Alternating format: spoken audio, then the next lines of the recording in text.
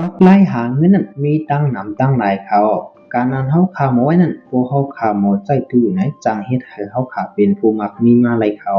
หมายสุงค่ะป้องตั้งผู้กูเมืองเฮาก็ครับผมจมจอนอยู่เขาวันมาให้เขาติมาตลาดในพี่น้องเขา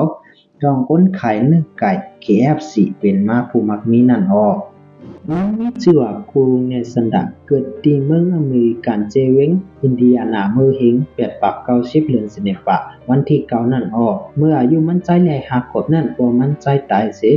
แม่มันใจเลยป่าเฮ็ดกันกินจางเปิ้นอยู่ค่ะไว้นั่นการนาเฮือน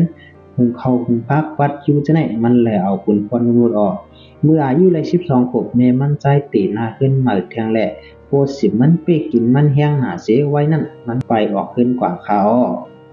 ความออกขึ้นกว่านั้นมันกว่าเหตุการณ์ตีนยิงเหี่ยวตีหนึ่งอำนี้เผอหับมันเหตุการณ์แลลื่นสุดมาวันสร้างอำได้เข้าป่าเฮ็ดศึกตีนเลยตับศึกอเมริกันในเซตะเพื่อนอายุมันได้แหละเพิ่นหับมันเสเฮาขึ้นมือเฮือนในอยู่ค่ะมือของนั้นมันจิบสักเจอหน้าเสทบเมียนนางยิงหวันก้อนนึงหับเมียนยากันอยู่ค่ะเมื่ออายุและ19ตีหน้าเฮือนจอมนางยิงกว่านมันหักนั่นเสมีลูกยิงโหมกันก้อนนึงค่ะไว้ตีหน้าเฮือนย่อก็หึงเงินมีการงานแหละเงินเข้าก็มีมันใจไปเป็นมันสิมืออยู่จองโปแม่มันนั่งขึ้นอยู่อ้อท้องอายุเลย25นั้นมันคัดเจอเหตุการณ์เตๆว่าสิการงานสังโคเลิกการจำการเชาะเฮ็ดมันหมดไว้นั่นหอมไรเงินอิดออดขึ้นกูตีปีน้องแต่ก็มันเสตีตังห้องเศร้าอันหนึ่งมาอยู่ค่ะ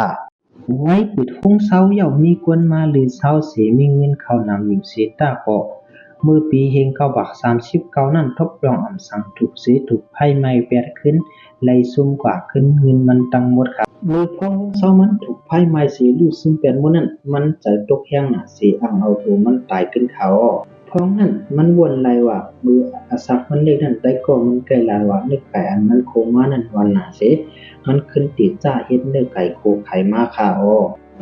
มันติดจ้าแต่มันก็ขายจอมเพิ่นมีมอมเขาเสมีคนเก็บมานำแนมันกว่าย้อนทำขายตีร้านเขาพักนั่นค่ะอ้อคุยกะอำนี้เจ้าร้านก็เลยปันมันขายสีร้านค่ะ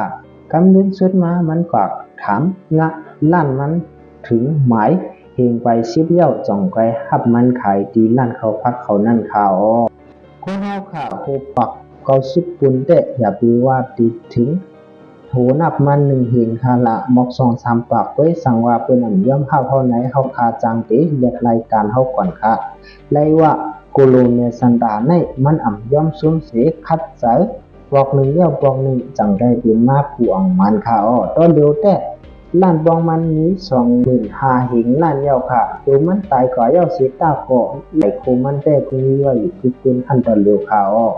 คูโลเนซันดาผู้ขายเนื้อไก่ KFC นั่นมันคัดเจอถึงโปรแกรมมันเฮงไป10กว่าก่อนจงไก่มีควรยอมรับมันขายเนื้อไก่ดีล้านเปิ้นค่ะอ้อพี่น้องขอคารุคัดใจด้วยยาวค่ะ10ปอกอันนั้น20ปอกเสปล่อยผ่าลองยิงอันตั้งเคยเปลี่ยนเฮาค่ะสังว่าวิดีโอไหนเป็นดังฮู้และตอนสอนหลายพี่น้องเขาป้อนตอนนี้ว่าไหนจริงอย่าไปลืมไลค์และ Subscribe กันค่ะมาสุงค่ะ